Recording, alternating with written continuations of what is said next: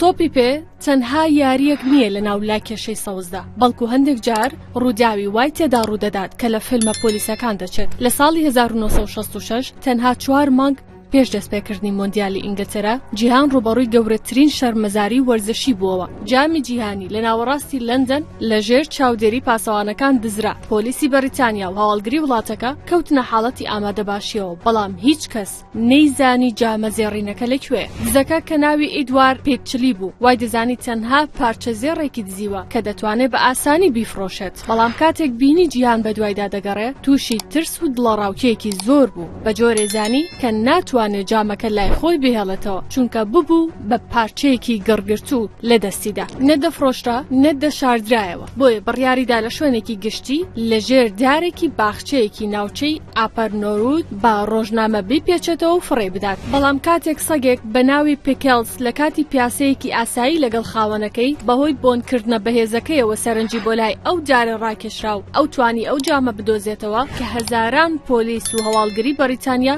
شکستیان هێنابوو لە دۆزینەوەی. پاشان پیکلز وەک پاڵەوان لە یاری کۆتایی ئامادە بوو لەلایەن یەکێتی تۆپی پێ ئینگلتەرا و ڕێزلێنانی تایبەتی بۆ کرا. لە کۆتاییدا چیرۆکی پیکلز پێمان دەڵێت کە پاڵەوانەکانی تۆپی پێ هەمیشە ئەو کەسانە نین کە گۆڵ تۆمار دەکەن، بەڵکو هەندێک جار پاڵەوانەکە بوونەوەرێکی بێدەنگە کە لە کاتێکی هەستیاردا دەبێتە فریادڕاست. بەهۆی ژیری و هەستی بەهێزی خۆیەوە شکۆی وڵاتێک و مێژووی گەورەترین پاڵەوانێتی جیهانی لە فەوتان ڕزگار کرد. پیکلز لە مێژوودا وەک سەگە ڕزگارکەرەکە مایەوە کە توانی جامەکە بگەڕێنێتەوە بۆ باوەشی یاریزانەکان.